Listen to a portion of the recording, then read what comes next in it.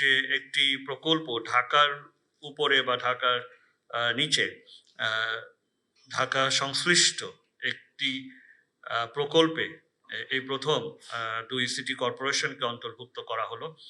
আমাদেরকে আমন্ত্রণ জানানো হলো, আমাদের বক্তব্য শোনার এবং বলার সুযোগ করে দেওয়া হলো। এর জন্য আমি সেতু বিভাগকে আবারও আন্তরিক ধন্যবাদ জানাচ্ছি। আমরা বারবার দায়িত্ব নেওয়ার পর থেকেই বলেছি যে সমন্বয় ছাড়া আসলে ঢাকার পরিকল্পিত উন্নয়ন সম্ভব না। আমরা জানি ঢাকা অপরিকল্পিত নগরী, কারণ এটা কোনো সময় কোনো কালেই কোনো সমন্বয় করা হয়নি।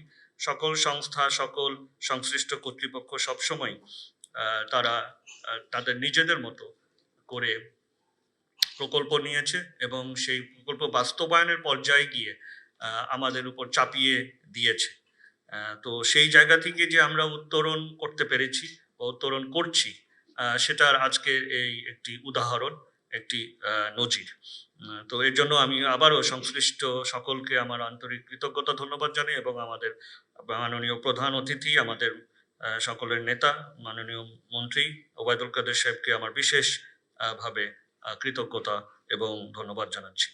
আমাদের কিছু বক্তব্য রয়েছে। ঢাকা দক্ষিণ সিটি কর্পোরেশন এলাকা, যেটি আমাদের 75টা ওয়ার্ড, এই 75টা ওয়ার্ডের কিছু সংশ্লিষ্ট কিছু গুরুত্বপূর্ণ এলাকায় এই সাবওয়ে প্রকল্প বাস্তবায়ন হবে।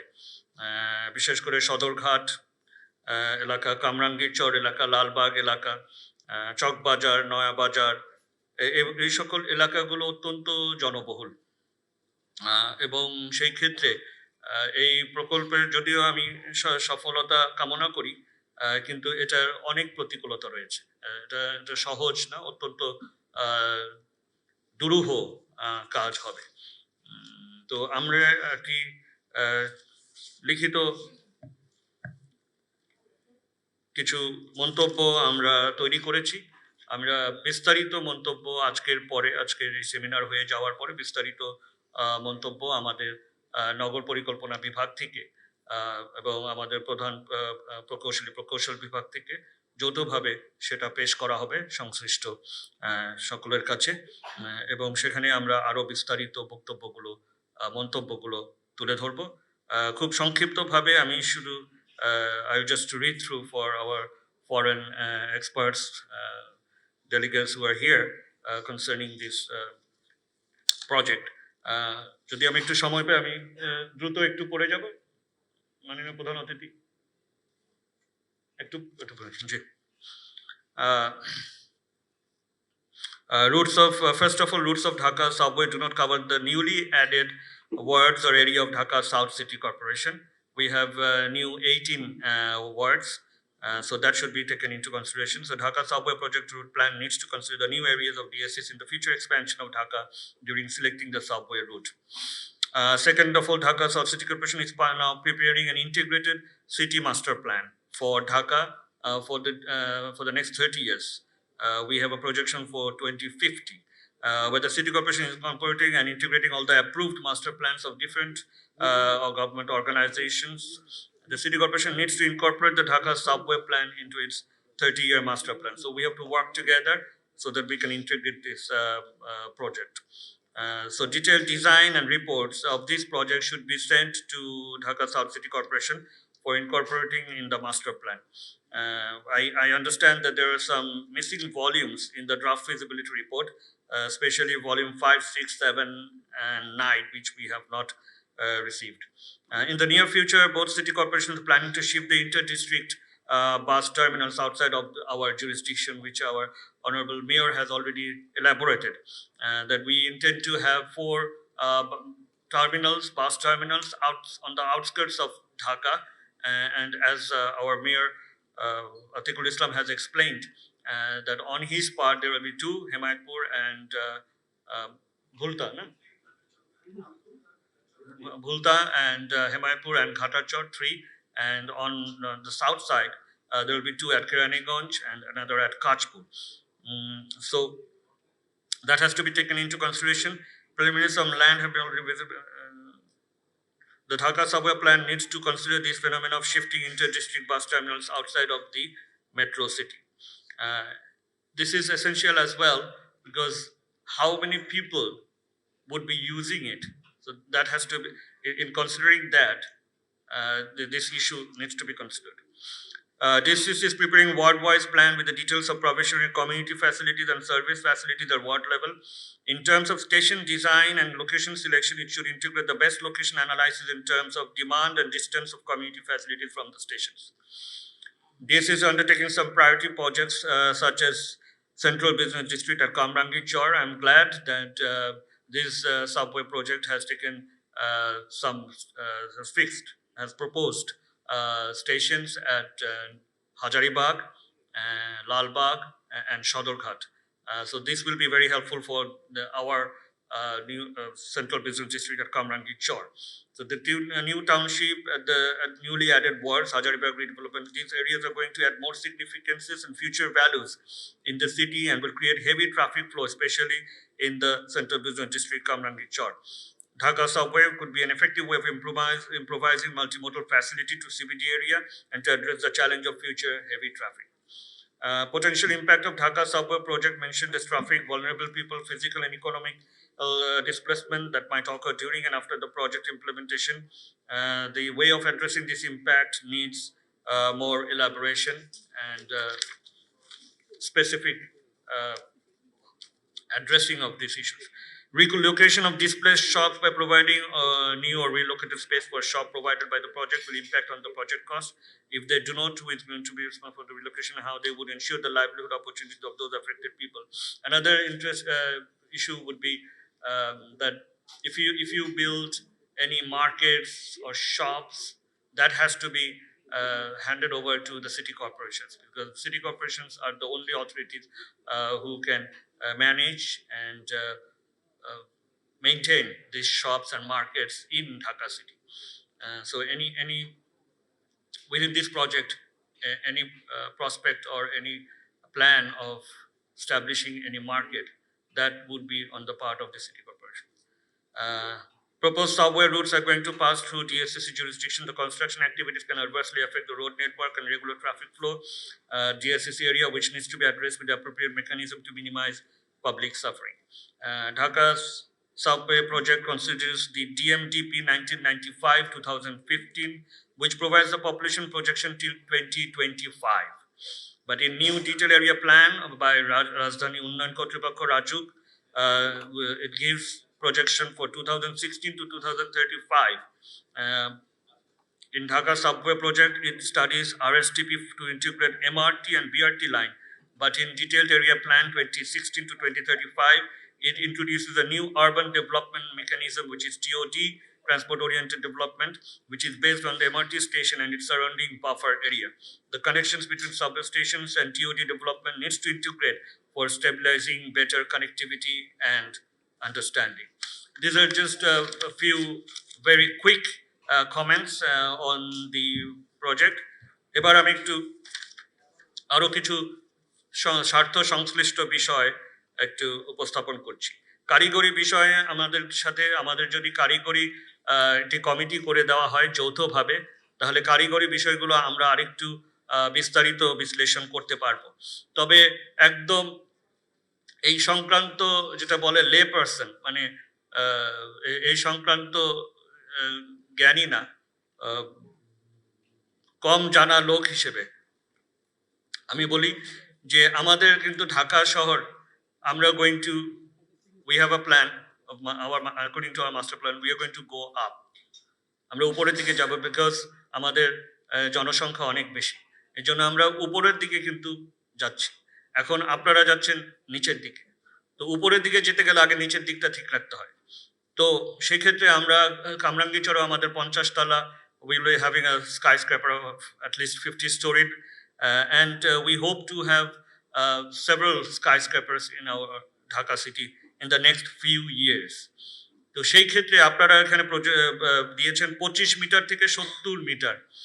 আমি জানি না 25 মিটারে এটা পর্যাপ্ত হবে নাকি। অ্যাকচুয়ালি বেডরক পর্যন্ত এটাকে ঠিক রাখা প্রয়োজন, যেখানে গিয়ে ভূমির বেডরক পর্যন্ত যেটা নির্ণয় করতে হয়, সে যে কোনো স্কাইস্ক্র্যাপারের জন্য বেডরক পর্যন্ত যেতে হয়। তো সেখানে এই বিষয়টা, কারিগরি বিষয়টা এটা আরো দেখতে হবে যে 25 মিটারে এটা পর্যাপ্ত হবে নাকি, না আরো নিচে যেতে হতে পারে। এখানে বলা হয়েছে যে জমি অধিগ্রহণ লাগবে না, কিন্তু আসলে জমি অধিগ্রহণ ঢাকা দক্ষিণ সিটি কর্পোরেশন, ঢাকা উত্তর সিটি কর্পোরেশনের এই ঢাকার উপরের ভূমি নিচের ভূমি সবই আমাদের। তো আপনারা নিচ দিয়ে গেলে অধিগ্রহণ করবেন না বলছেন, কিন্তু আমাদের রাইট অফ ওয়ে তো অন্তত পক্ষে নিতে হবে। তো সেই ক্ষেত্রে আমাদেরকে অবশ্যই ক্ষতিপূরণ দিতে হবে এবং কিছু মূল্য দিতে হবে, এবং বিষয়টা ভূকম্পন সহ নির্মাণ ঝুঁকি মোকাবেলা করার জন্য ক্ষতিপূরণের ব্যবস্থা করাটা বাঞ্ছনীয়। আমাদের সাথে অবশ্যই শুধু চুক্তি করতে হবে না, আমরা একজন অংশীজন, স্টেক হোল্ডার। সো যেই কোম্পানি বা প্রতিষ্ঠান হবে সেখানে অবশ্যই আমাদের অংশগ্রহণ থাকতে হবে, আমাদের বোর্ডের সদস্য থাকতে হবে। We have to have members in the directors or shareholders in the company, as well as we have to have revenue sharing from this project. আমাদের এখানে এমআরটি করা হয়েছে, আমাদেরকে রেভিনিউ শেয়ারিং দেয়নি। এলিভেটেড এক্সপ্রেসওয়ে করা হয়েছে, রেভিনিউ শেয়ারিং দেওয়া হয়নি। তো সেই ক্ষেত্রেগুলো এরকম সারা বিশ্বে শহরের যে সিটি কাউন্সিল বা city mayor, they of course have a share in everything that goes within the city territory. তো সেটা মাথায় নিয়ে আমরা কি ধরনের রেভিনিউ শেয়ারিং আমরা পাবো সেটা বিষয়টা বিবেচনা করতে হবে, and of course it has to be from gross revenue. We are not thinking about net. Knowledge sharing এর ব্যাপারে আমাদের উত্তর সিটি কর্পোরেশনের মাননীয় মেয়র বলেছেন,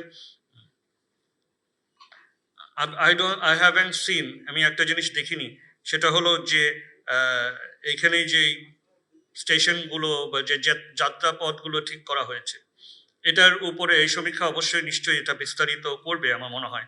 এখন পর্যন্ত আমার এটা নজরে আসেনি। সেটা হলো যে কতগুলো আসলে এই যাত্রাপথ, এক যাত্রাপথ থেকে আরেক, যেটাই আপনারা করছেন GS whatever, সেখানে কত মানুষ এখন চলাচল করে এই যাত্রাপথে, হাউ মেনি ট্রিপস, কতগুলো ট্রিপ হয়, কত মানুষ এখানে যাতায়াত করছে সেই একটি গন্তব্য থেকে আরেকটি গন্তব্যে। এটা যদি বিস্তারিত বিশ্লেষণ বা বিস্তারিত সমীক্ষা না করা হয়, তাহলে এই প্রকল্প আমার মনে হয় না যে যথেষ্ট যথার্থ হবে। কারণ আমরা দেখেছি, আমরা বাস রুট রেশনালাইজেশন করতে গিয়েই আমরা দেখেছি এই পর্যন্ত যে সমীক্ষা আছে তাতে এখনো 40% মানুষ, ঢাকা শহরে 40% মানুষ, মানে 2,10,00,000 মানুষের 40% মানুষ এখনো হেঁটে পথ চলে। হেঁটেই যদি পথ চলে, তাহলে সে কেন টাকা দিয়ে, অর্থ দিয়ে নিচে গিয়ে আপনার এই সাবওয়েতে উঠবে? সে তো কোনো টাকা ব্যয় না করেই সে হেঁটে পথ চলছে। আর আমরা এখন যে মহাপরিকল্পনা নিচ্ছি তাতে আমরা একটি পথচারী বান্ধব শহর আমরা নির্মাণ করছি, যেখানে ন্যূনতম আমরা প্রত্যেকটা সড়কে ন্যূনতম 5 ফুট প্রশস্ত হাঁটার পথের ব্যবস্থা করতে চাচ্ছি, ন্যূনতম। এবং যেখানে আমরা বেশি পাবো, দরকার হলে রাস্তা সংকীর্ণ হবে, কিন্তু হাঁটার পথ আরো ব্যাপক হবে, আরো প্রশস্ত হবে। 5 ফিট থেকে 10 ফিট 15 ফিটও হতে পারে আমাদের হাঁটার পথ, যাতে করে আমাদের এই জনগোষ্ঠী, 40% জনগোষ্ঠী, 2,10,00,000 মানুষের 40% জনগোষ্ঠী হেঁটে আরো সুন্দরভাবে, সুষ্ঠুভাবে তাদের গন্তব্যে যেতে পারে। আরেকটি বিষয় হলো যে আমরা বাস রুট রেশনালাইজেশনে যে কার্যক্রম নিচ্ছি সেটা ইনশাআল্লাহ সফলতার মুখ দেখছে। আমাদের 4টি আন্তঃজেলা বাস টার্মিনাল বাইরে হয়ে গেলে ঢাকার উপরে চাপ 30% ঊর্ধ্বে কমে যাবে, কারণ এই আন্তঃজেলা বাসগুলো তখন আর গাজীপুর থেকে মানিকগঞ্জ অথবা ভুলতা বা আপনার কাঁচপুর পর্যন্ত যেতে পারবে না। তারা তাদের সীমানায় এসে থামবে এবং ঢাকা নগর পরিবহনের বাসগুলোই যাত্রীদের তখন ঢাকা শহরের মধ্যে সেবা দিবে। আমরা দেখেছি যাত্রী সেবা, আমরা একটি যাত্রাপথ মাত্র শুরু করেছি, সেখানে যেই আগ্রহ আমরা দেখেছি যাত্রীদের মাঝে, এখন অবৈধ যারা বাস সেই যাত্রাপথে চালায় তারা এখন অবৈধভাবে আসার পরেও যাত্রীরা সেই বাসে আর উঠে না, কারণ তারা মানসম্পন্ন সেবা ঢাকা নগর পরিবহনে পাচ্ছে। সেখানে একটি বিষয় অত্যন্ত গুরুত্বপূর্ণ, যে তারা কিলোমিটার, মাননীয় প্রধান অতিথি আপনি জানেন, আপনারা বিআরটিএ সেখানে ভাড়া নির্ধারণ করে দিয়েছে, প্রত্যেক কিলোমিটার হলো 2 টাকা 15 পয়সা। Every kilometer costs টাকা 2.15 for traveling 1 kilometer for a general person. Why would he pay more to enter to go through the subway, where he has to go down about 25 meters underneath and get into a subway? এটার যদি cost, এটার যদি খরচ 2 টাকা 15 উপরে যায়, তাহলে আমি মনে করি না যে এটা সম্ভাব্যতা সঠিক হবে।